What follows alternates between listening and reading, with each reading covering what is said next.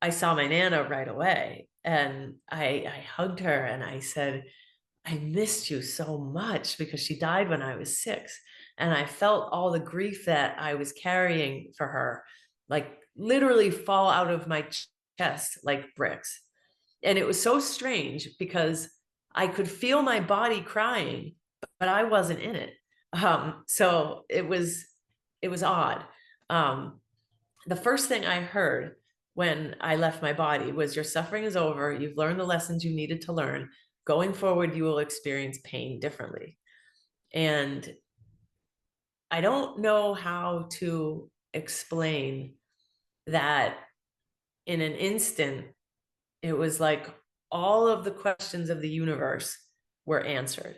I'm very blessed to have Laura McLean with me today. Laura, thank you so much for being my guest. I'm really honored to have you and to hear about your story. Thank you for having me. I'm glad to be here. You had a lifetime, 25 years of chronic pain, 15 surgeries, and then just gave up, gave in, and actually had a near death experience where your whole life changed. Tell me about what happened. Well, it happened very, very quickly at the end, I would say. Uh, to give a little bit more of a background of what was going on in my life, I was always kind of an overachiever, but I wouldn't ever have labeled myself that before I died. I didn't really know what a perfectionist was, because I thought if I was perfect, that I would be doing things far better than the way I was. So uh, I, at the end, had become addicted to alcohol and opiates because I was having spine surgery. And after a certain period of time, I knew that I was kind of at the end, that I had been diagnosed with some liver issues, and that if I didn't stop drinking, obviously I wouldn't live longer than, a year or two.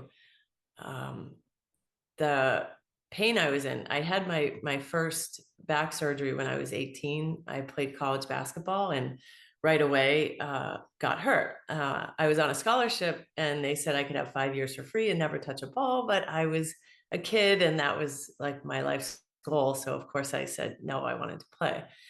And I was okay. I lived with pain and I got used to pain, but when I was 33, I herniated a disc in a triathlon.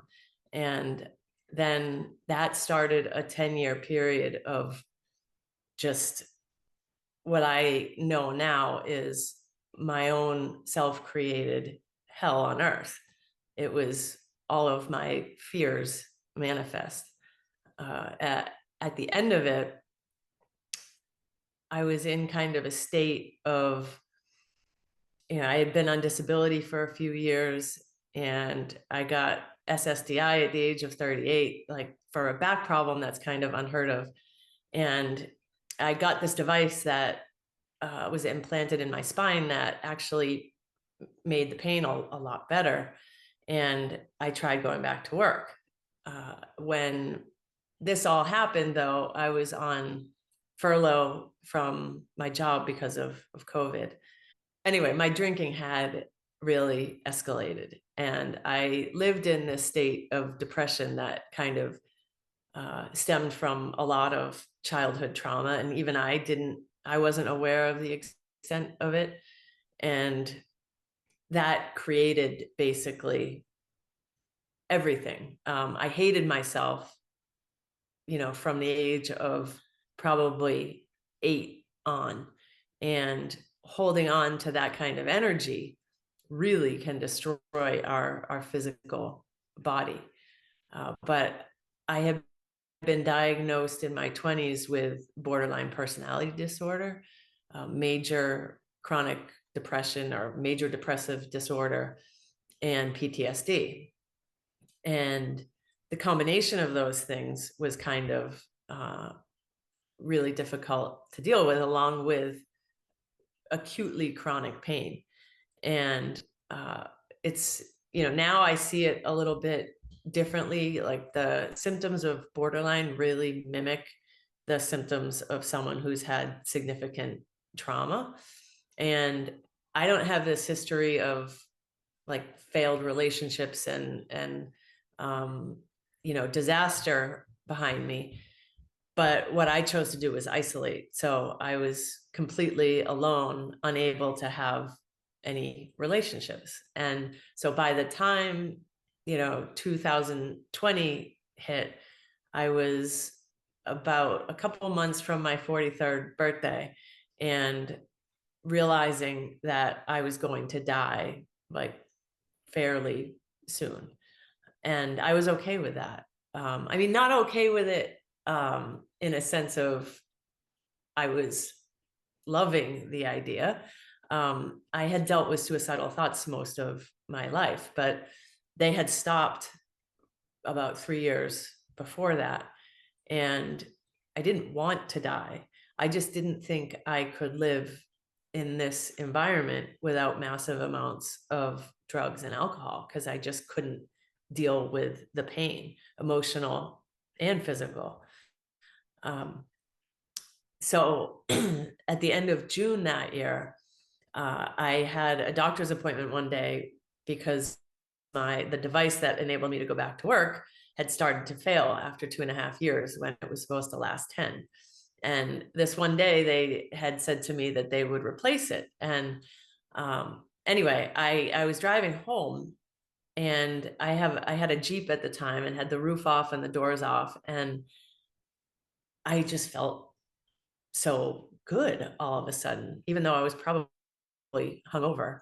I didn't know what the feeling was that I was feeling, but it was joy. I hadn't felt it really, I don't think, ever. And I didn't know what it was, but I was like, this is better than any drug I've ever had.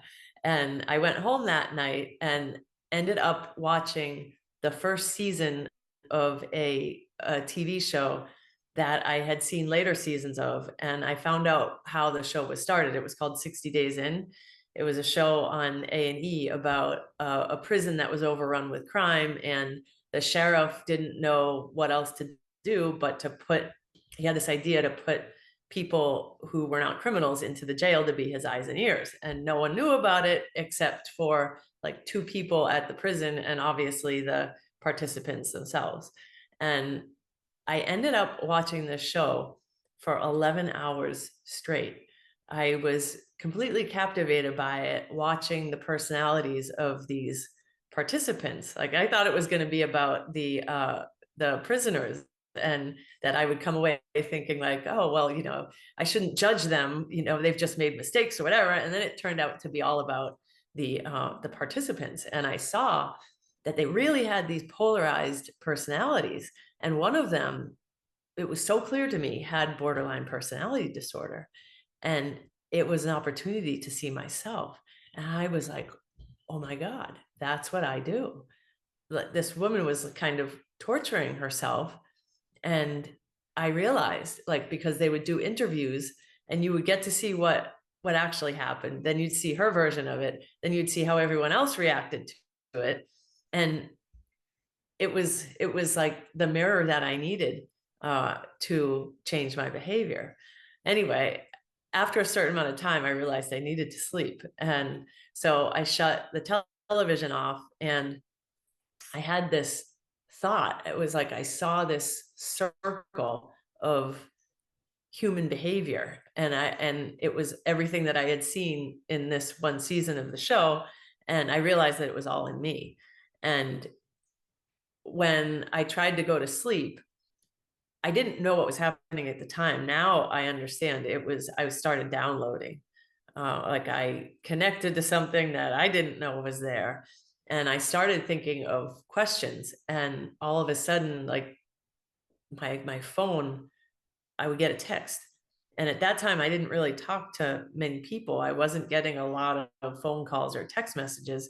But every time I would think of a question, I would get a text. And it wasn't like a one-word text. It was like the exact answer to the question that I was thinking of. And after that happened like 4 or 5 times, I thought to myself, like, what is happening here? What is happening to me? Like, my thoughts were going so quickly, and they didn't feel like they were mine. Previously, about maybe 4 or 5 years before that, I had seen this medium who kind of knocked my socks off with what she told me about my relatives who had passed. And the way she worked was you would call her and she never picked up the phone. You'd leave a message and she'd call you back. Well, I had called her a bunch of times over that winter, but I would always call her when I was drinking, and I'd leave a message, and then she'd call me back, the next morning, and I would be too afraid to talk with her because obviously I would have sobered up and thought like, oh, I don't really want to know what she's going to say.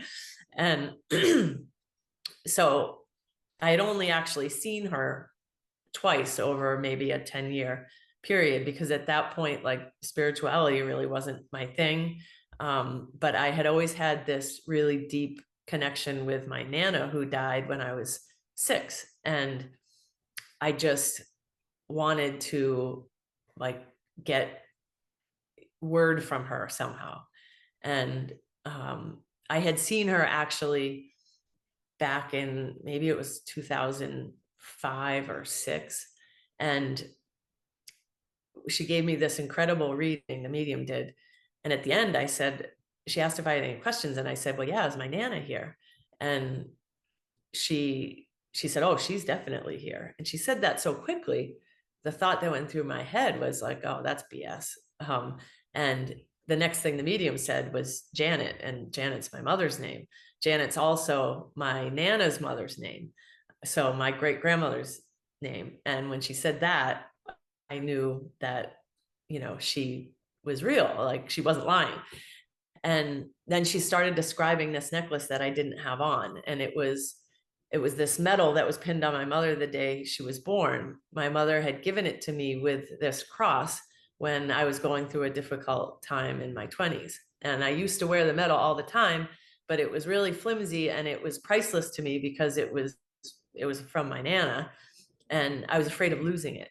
And so I didn't have it on that day, but the medium was saying that, well, your Nana is saying you don't have to have this necklace on, but always have it with you. And so from that point on, I found a way to protect the medal. And then eventually I got a different one because I found out it was a miraculous medal. And I didn't, before that, we had no idea what the medal was. And when I heard the story of how the miraculous medal came about, it had a lot of significance to me because I had just started going to AA and understanding about asking for help. And if you Google the story behind it, it's really interesting. Even though I'm not Catholic, but I wore it anyway. So fast forward to that day where I'm having all these thoughts come through my mind, and I had the thought that if I call that medium right now, she's going to answer the phone. Now, she had never answered the phone, but I just had this thought, well, if what's happening to me is really real and I am connecting to something, then she's going to answer the phone. So I called and the phone rang, and then it just went silent. And I thought, oh, well, I guess nothing's happening. And then I was like, well, maybe I should try one more time because my cell service doesn't work very well here. And so I called, and lo and behold, she picked up. And I told her what was happening. And she was like, oh, honey, I can't fit you in for about 2 more weeks. But you said you've seen me before. And I said, yeah. And she goes, well, your voice sounds familiar. You've had, like, she described some things between me and my mother, and then she started describing my Nana, and we ended up having a conversation right then. I mean, this woman was like a saint to do this for me, and she helped me after this whole experience too. But anyway, I knew that she wasn't going to tell me exactly what was happening, but she told me that what was happening to me usually happens to people much later in life. And this was after maybe a 10-minute conversation. And at that point, I decided to stop asking questions because, well, that answer, even though it didn't sound frightening, it kind of frightened me. And I kind of didn't want to know anymore. And so I hung up the phone, and right away I had this thought that I had never tried going to a long-term treatment. I had done detoxes, and I had never had treatment for opiate addiction. So I decided that I would do that. I would go to like a 3-month program or 6 month or whatever, because the way I was feeling was so amazing that I just knew I had to do something while I felt that way. Because if the feeling ended, who knows? I had stockpiled Dilaudid like all over my house, which is a heavy duty opiate, because I had it prescribed for years. And at that point, I went through my house, and even though I didn't like the idea of flushing it because of environmental things, I wanted to get rid of it. So I took everything that I could find, and I dumped it. And I decided there were 2 phone calls I needed to make. One was to my cat sitter, and I told her what was happening. She was someone that I knew from AA, and she kind of couldn't believe it. She was like, "Laura, are you writing this stuff down?" And I was like, "No, I can't think right now. I think if I'm meant to remember it, I will." And so I got off the phone with her, and the next phone call that I had to make was a really strange one. I understand it now, but then I really didn't. Um, I had a friend who, over a short period of time, became very close. Like, we became close because I wasn't speaking with my family for a period, and she brought me into her family. And I met her because she fostered kittens. And I have these 2 handicapped kittens that she had become really attached to because she fostered them. And it was the start of a beautiful friendship between us. And when I was laying in bed trying to sleep, I was shown this picture of kittens. And I was told, like, God wants you to thank Joyce for, what was said? It was for taking care of his most precious creatures. And so I had to call her, and I had to tell her that, one, that I hadn't been sober in a long time, and two, that God wanted to thank her. And I got on the phone with her, not really knowing how I would explain this, but knowing that I needed to. And I sat down in my front bedroom where I don't normally sit, and it looks out over the ocean. And right then I saw that there was this massive cloud, and it seemed to be literally like right over my house. I could see the sun on all sides of it. And I have a picture of this. It looks more dramatic than I even remember it. So I'm glad I have the picture. When I told her the first thing, that I hadn't been sober in a long time, a lightning bolt came down from the cloud. And I said to Joyce, like, so much had changed, like, that I didn't understand, that when I saw that, I wasn't taken aback, but I kind of thought, well, that's really coincidental. And then I kept talking, and there was no lightning, and it didn't start to rain. There was no thunderstorm. 5 minutes later, I started to tell her the second thing, that, God was so pleased with her. And when I said that, another lightning bolt came down from the cloud. And it's so funny to look at the pictures, because at the end of our conversation, about 20 minutes later, and like the pictures are time stamped, it's bright and sunny, and the cloud had disappeared. There was never any wind or rain or thunder. And the rest of the day, I don't really have much memory of. But I went to bed, and I was laying in my bed, and I started feeling this like inner whirling that I'd never felt before. And I was terrified, uh, because all of a sudden it hit me, I'm not going to get to say goodbye to anyone. And in that moment, one of my cats, the most handicapped one, who is like a ball of love, came up and bit the miraculous medal I was wearing. And when he did that, I knew my Nana was there. And I can't describe how terrifying this feeling was. Um, the only thing I can compare it to is I rolled over on the highway in a car, and at one point I just let go and screamed, and I think I must have gone into the void at that point, because I remember just panic disappearing. This was more frightening than that. And all I could think to do was meditate. So I held on to the metal. When I breathed in, I said the word love. And when I breathed out, I said the word Nana. And within 4 cycles of that, I was out of my body. So I went from this sheer terror to unspeakable ecstasy in a matter of like 4 breaths. And I saw my Nana right away. And I hugged her and I said, I missed you so much, because she died when I was 6. And I felt all the grief that I was carrying for her, like literally fall out of my chest like bricks. And it was so strange because I could feel my body crying, but I wasn't in it. So it was odd. Um, the first thing I heard when I left my body was, your suffering is over. You've learned the lessons you needed to learn. Going forward, you will experience pain differently.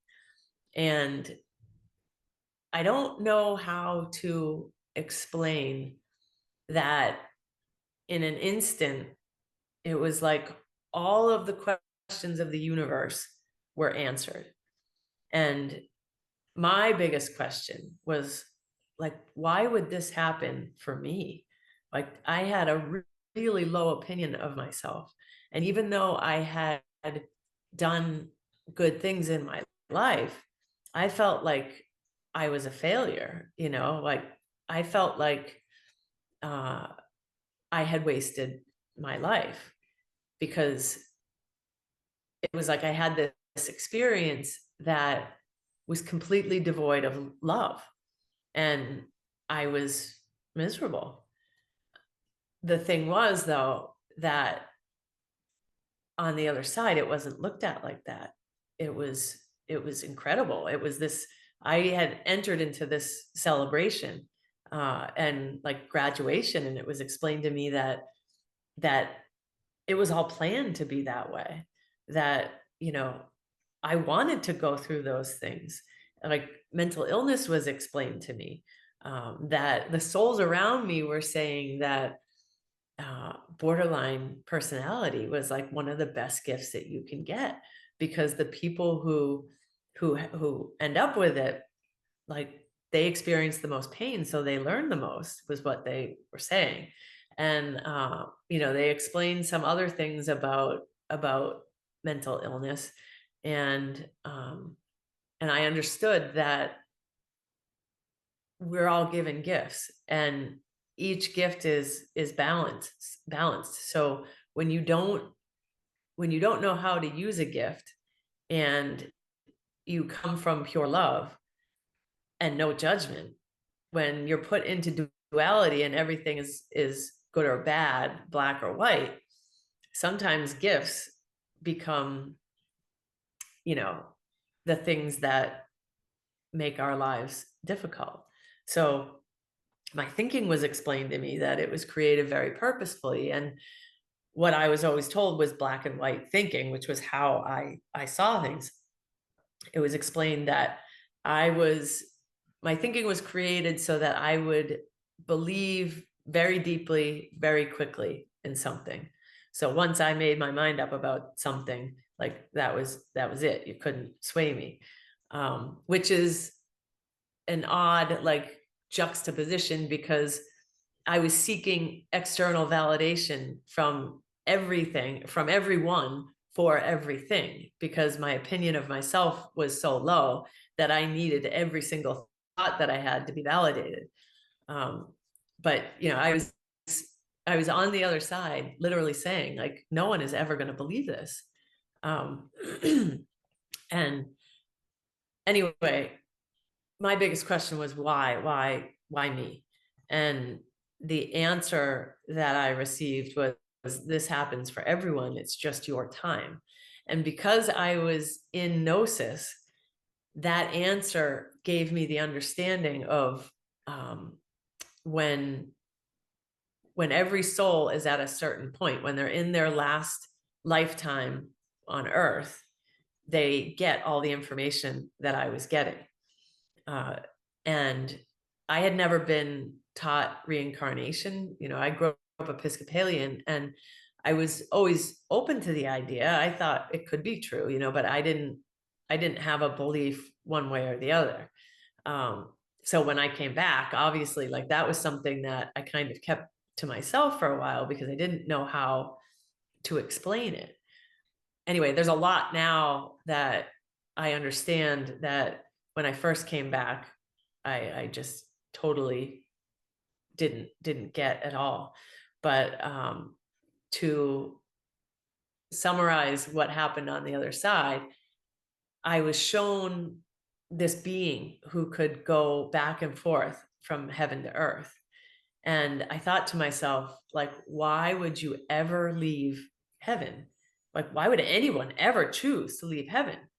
And when this being was on earth, they were in this car in this wide open space that looked kind of like the desert in Utah or Arizona. And I could see down over them, and I could see music like trailing behind the car. And I said right away, when I saw this being going back and forth, I said, well, that's an angel. Why are you showing me this? And what I didn't understand was that was my idea of heaven on earth, and feeling this being's joy. I had never felt anything like that. And it was incredible. And the reason they left heaven was because they were just as joyful on earth as they were in heaven. And that was kind of like mind blowing to me. I was asked before that if I wanted to come back. And my exact answer was, hell no, there's nothing of that world that interests me in any way. And so I was pretty adamant. But then I was shown my parents, who are alive and very healthy, on earth. And I could see their silver cords. And I realized that with everything that I understood now, like, or then, in that moment, I couldn't leave without telling them all of this.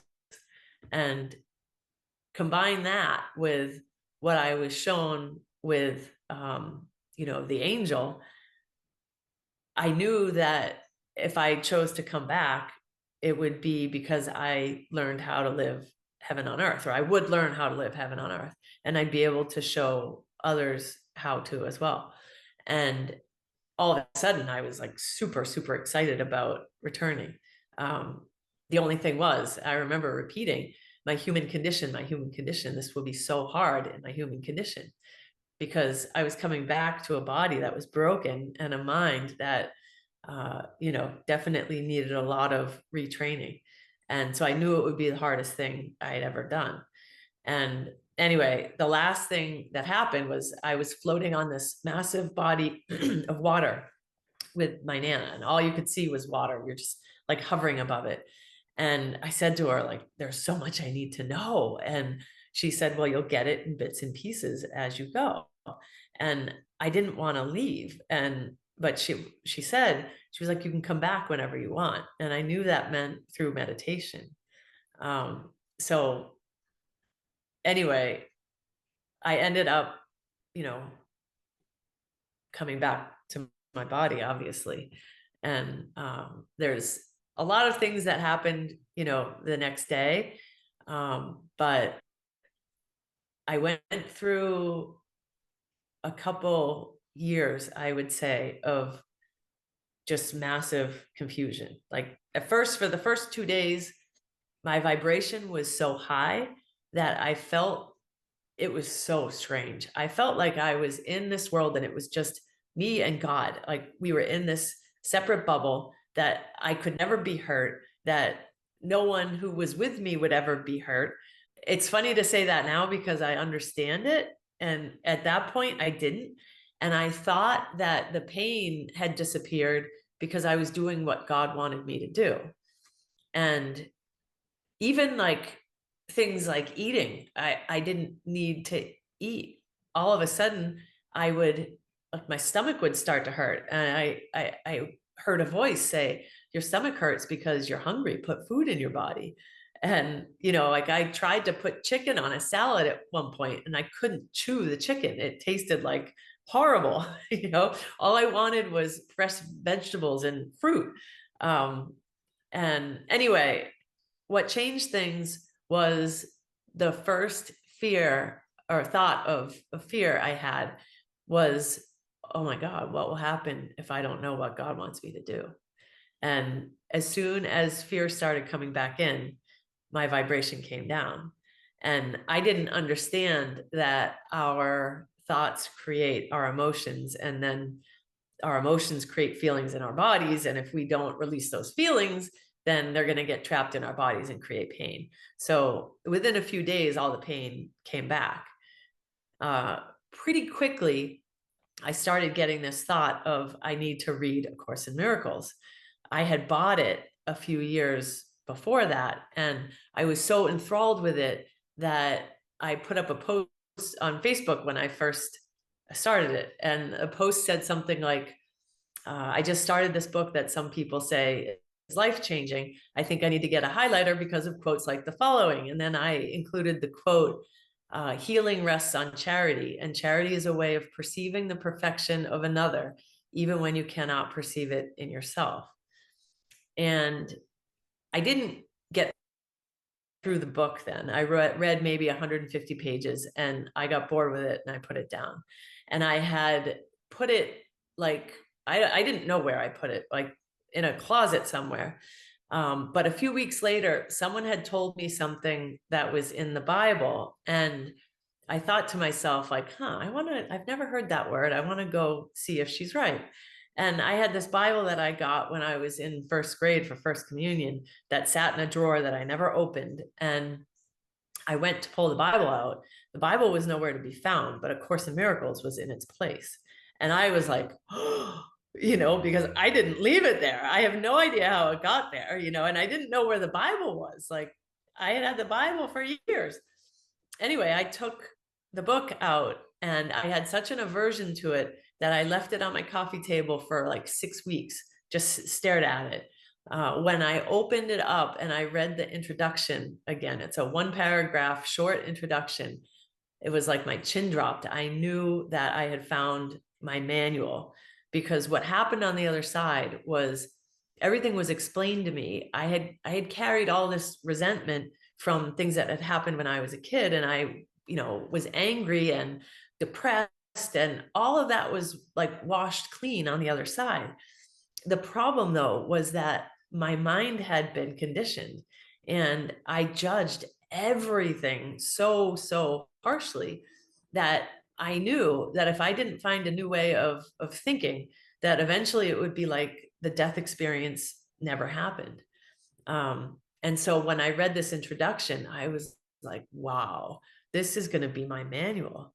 And what I didn't know was, like, 6 months after my death experience, an old surgical bone infection from a fusion surgery I had had 3 years earlier, or almost 4 years earlier, it reactivated. And I was in the hospital for, like 3 weeks, and I had to have my 16th back surgery as kind of an emergency to get the hardware out.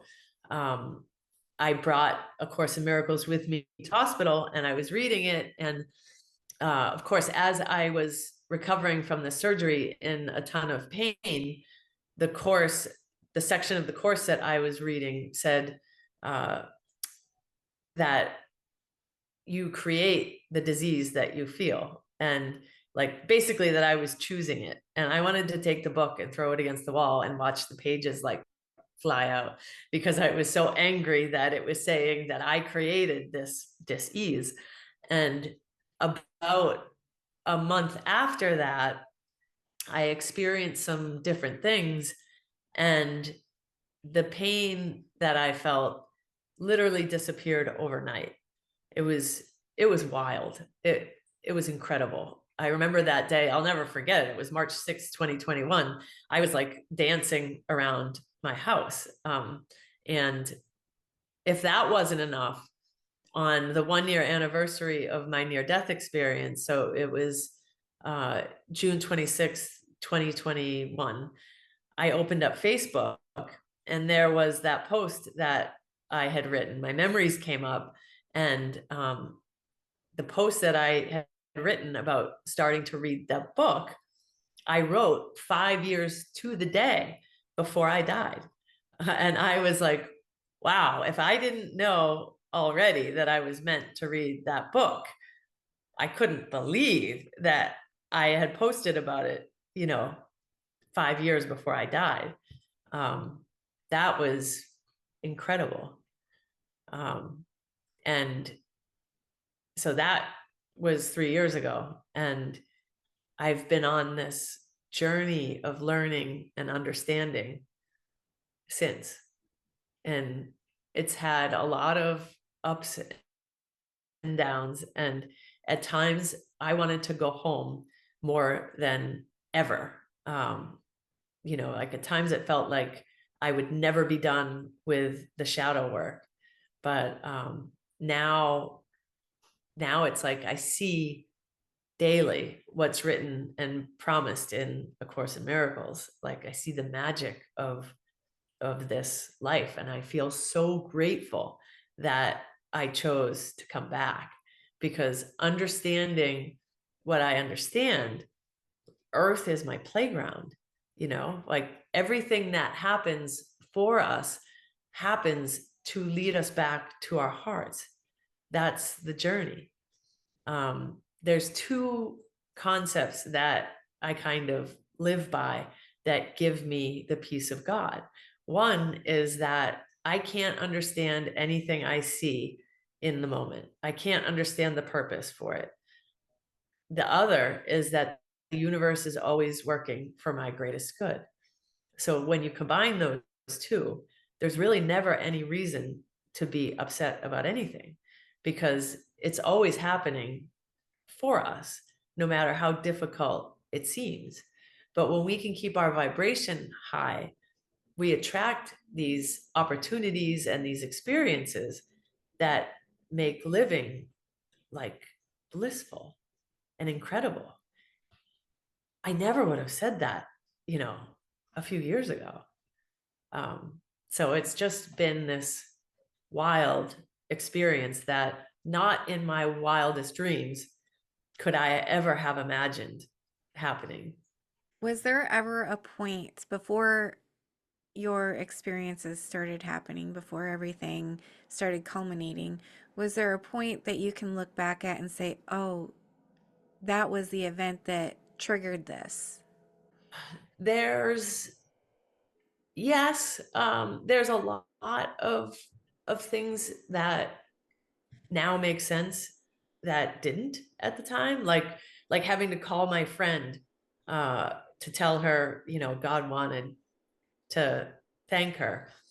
It wasn't determined at that point that I was coming back. So these two phone calls that I made, if I didn't make them and I decided not to come back, my cats probably would have starved, because I wasn't talking to many people, and who knows how long it would have been before my body was found. So like things like that, I can see the purpose in.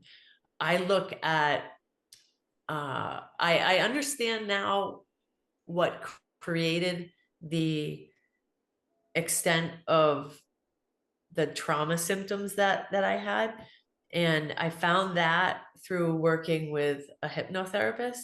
I wasn't trying to find that. I knew that I had to change my belief systems.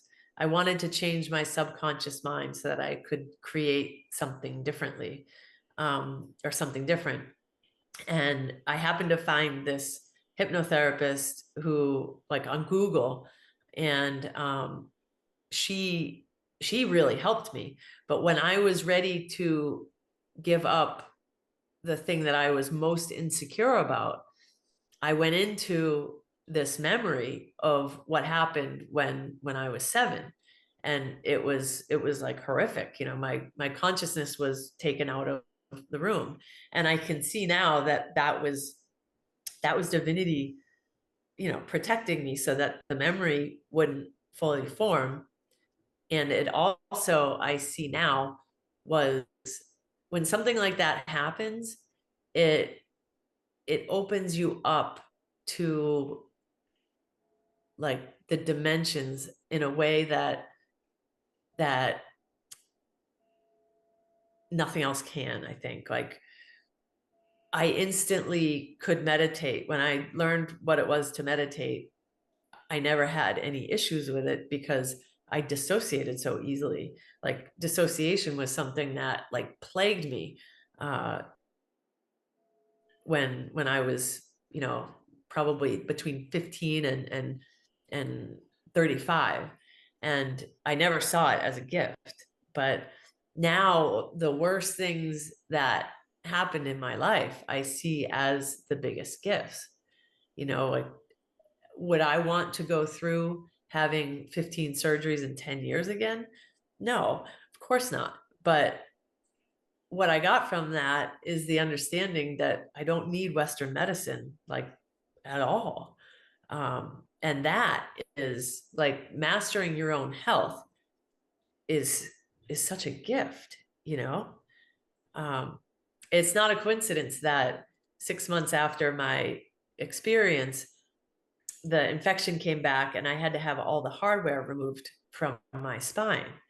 Uh, I've known that I would get like flexibility back after having all these fusions. I'd get flexibility back that's medically like impossible. And I recovered from a list of autoimmune diseases that one of them was with my thyroid, and I was told I would need to take thyroid medication for the rest of my life. And I no longer need it. Like, I don't take any medication.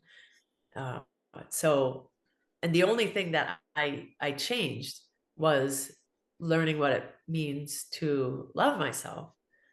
And it's not, we really confuse that as human beings because we don't understand that we are love. When I first left my body and told people about it, I would say it felt like I was bathed in love. It felt like love went through me, but it wasn't that. It was me. Like, we are love. So we don't actually have to do anything to love ourselves. We just have to let the love that we are come through. And uh that's a journey, because we carry blocks to, it's actually what's in the introduction to A Course in Miracles. We carry blocks to the awareness of love's presence, and which is our natural inheritance. That's what the book says. And letting go of those blocks opens you up to who you are as a being and as a creator. And you literally can do anything. So yeah, there's a lot of things now. Like, again, it wasn't a coincidence that my I hurt my back when I was 33, and those that period of time started at that age. My life path is 33, my life path number in numerology, and it was explained to me on the other side that my life path would be similar to Jesus's. And I wouldn't say that. I wouldn't tell anyone about that for the longest time because I didn't want, my ego was in it, like, because egos don't just make us think we're better than.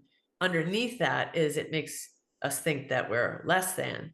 And I didn't want to tell anyone because I would be like, who am I to say something like that?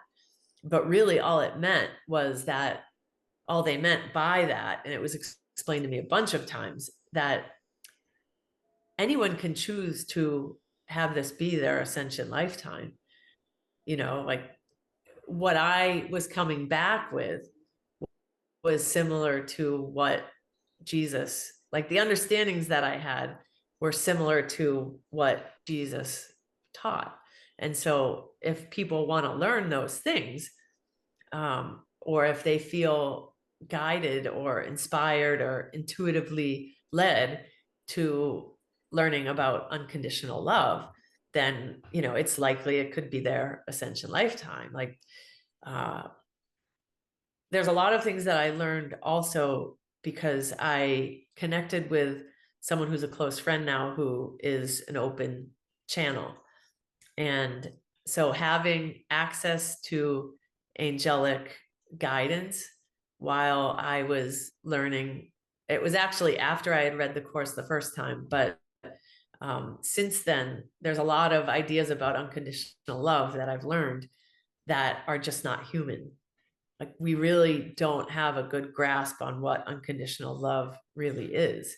If you're on some of those near-death experience groups on Facebook, you'll see people say, like, well, what about the people who do horrific things? Like, they don't get to go to heaven with the rest of us, right? And it's like, what part of unconditional is hard to understand? Like, there is no judgment. We are literally playing roles. And this life, when we pass and our physical bodies die, we transition back to what we are. And we realize that this life is nothing more than a dream. Yeah, so you wouldn't judge someone for having a horrific dream. But when we transition to the other side, we realize that the life was nothing more than a dream. It's why Shakespeare said, we're all actors on a stage, because that's what this is. It's Earth School. We come here for, I mean, it's not to say that there's no importance to what we're learning here. It's massive. And while we have the limitation of a human mind, we can't fully grasp the the true magnificence of what a soul is and what being a multi-dimensional like being really really means, because things like time like don't exist. Really, time is an illusion. So the past, the present, and the future are all happening now. That was something that was tough to understand. I think a lot of people watch NDE interviews, and I've gotten a lot of people, like, they've said to me, oh, I wish I could have an NDE. And it's like, no, I don't think you do. If you knew what really happens and the confusion that we feel afterwards, change for a human being is really difficult, especially if you fear the unknown. And so you could have really, really wonderful changes presented to you. If that change is too great, it's terrifying, regardless of how great it is. Because like I had to learn that I had this like PTSD reaction to change. My instant thought was like, oh, okay, how painful is it going to be? And like our lives are determined by the questions we ask. So today I don't ask questions like that. I ask like, okay, well, how many miracles am I going to see today? Like how good can it get? But it took everything that I went through to have that experience now. Like one of the things that was explained to me on the other side was that I needed to go through the range of difficulties that I went through during the first half of my life so that I could have empathy for a wide range of people during the second half of my life.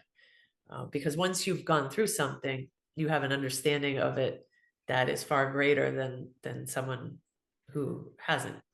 And I want to go back to how you were talking about if you choose this, you can ascend in this life.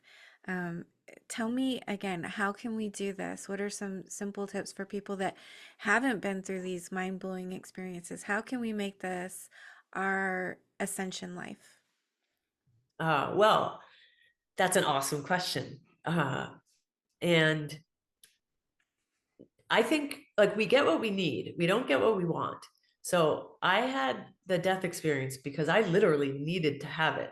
Uh, Otherwise, like I would have died. Um, I hated myself. So in order to ascend, we have to love everything. We have to love this experience. We have to love the earth. We have to understand that it's perfect. So how do we start? Like the world is a projection of our minds.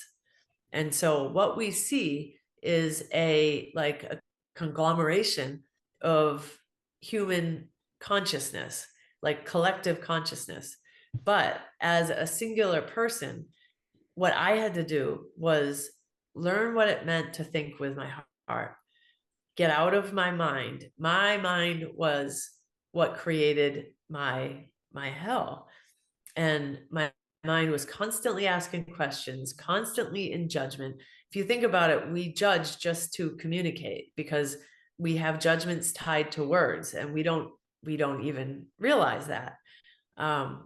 But the way I started was that angels, my friend the channeler, had channeled this message at one point, giving me an exercise, and it was to just sit quietly, close my eyes, take a few deep breaths, and pay attention to my heart energy.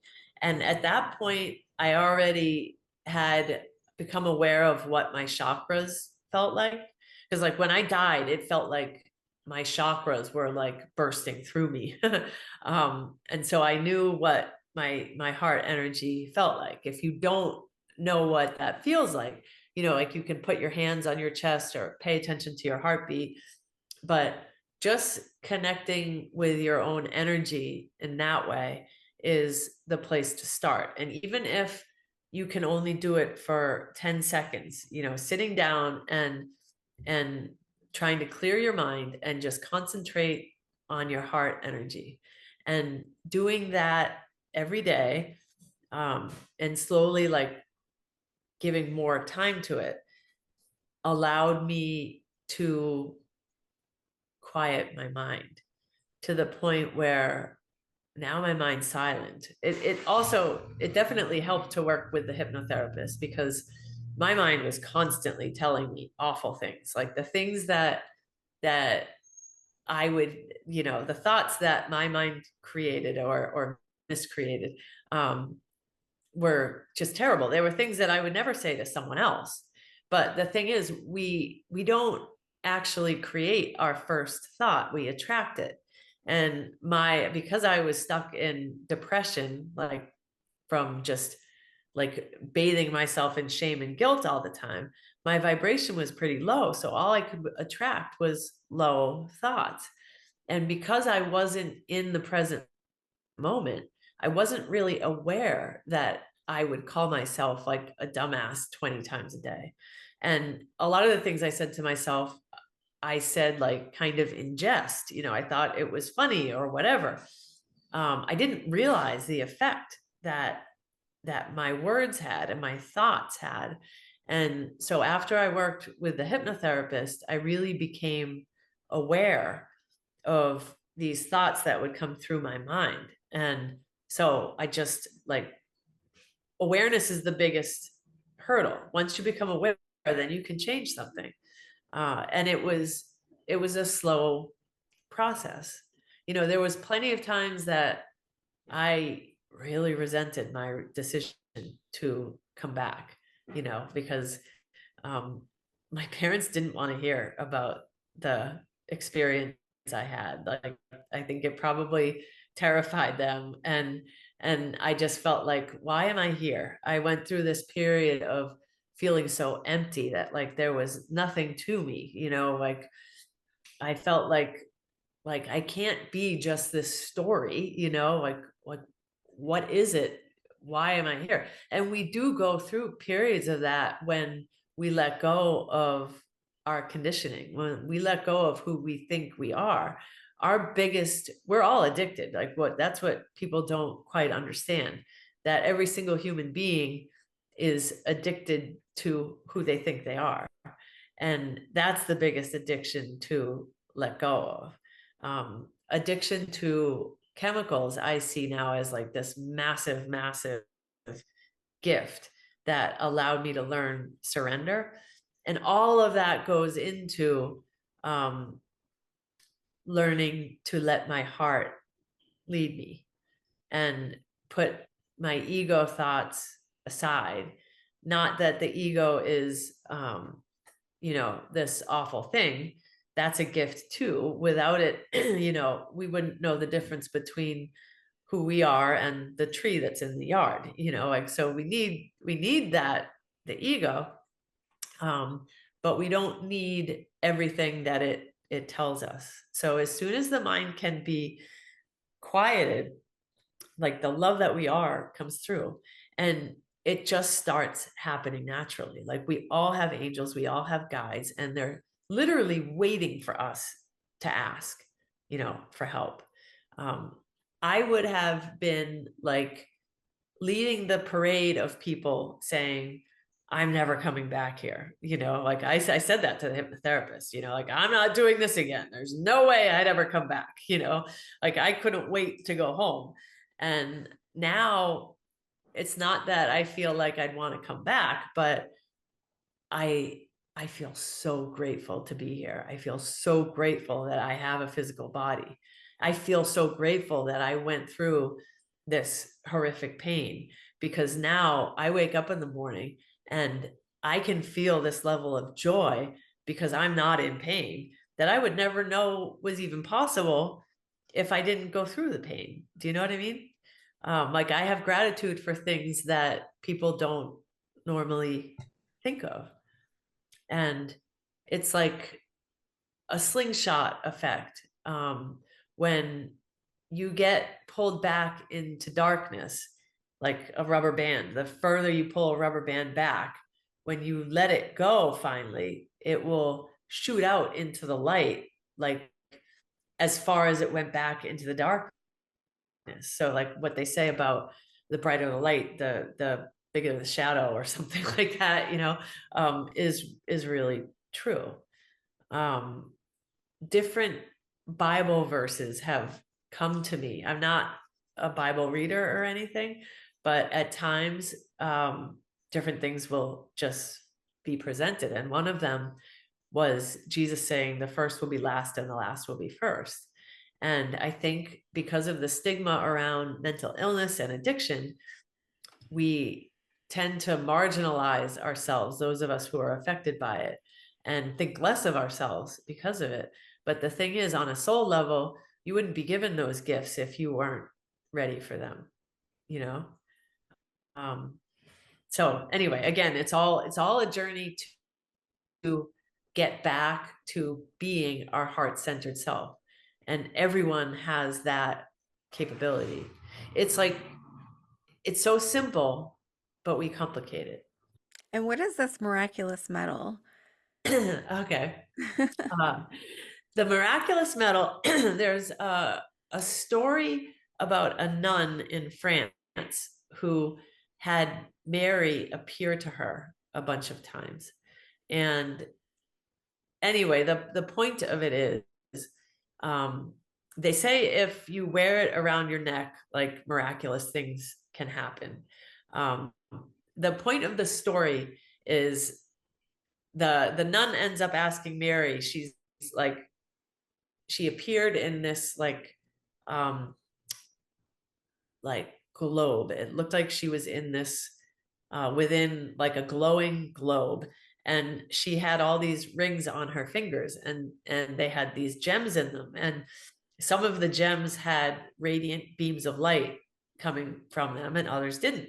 So the nun asked Mary, like, why do some of the rings glow and some don't?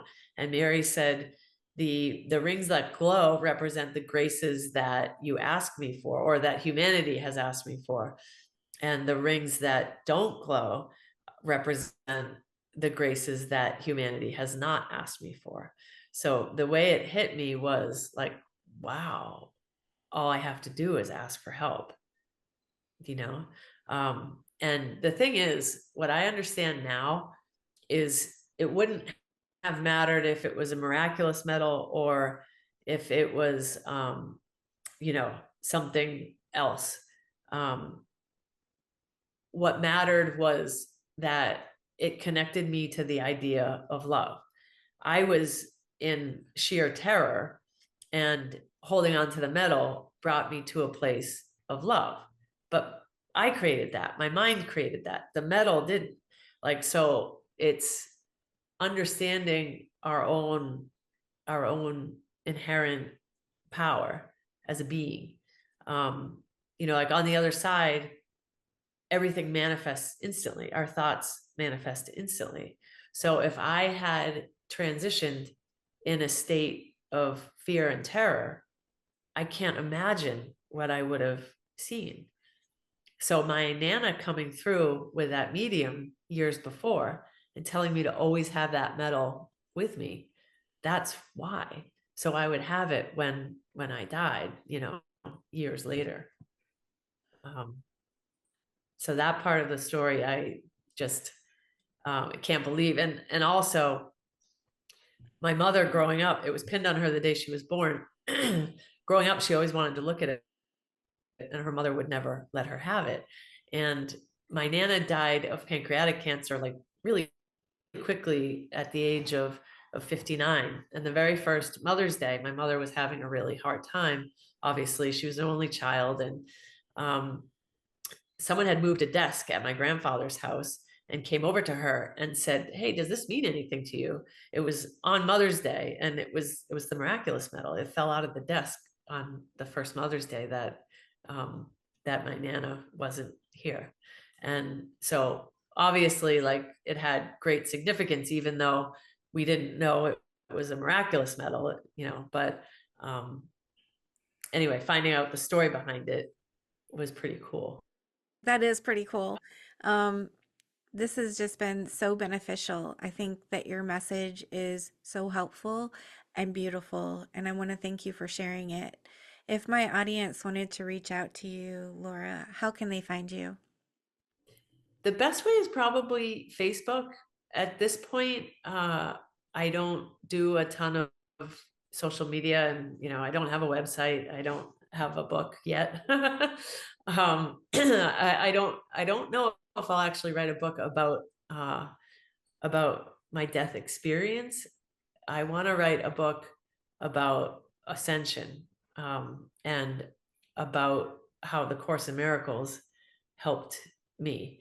Um, but right now, probably Facebook is the best way. Just send me a message, and um, like a DM, and I will get that. I used to give out my email address, but I get so much spam there that it would probably get lost. So I am on Facebook.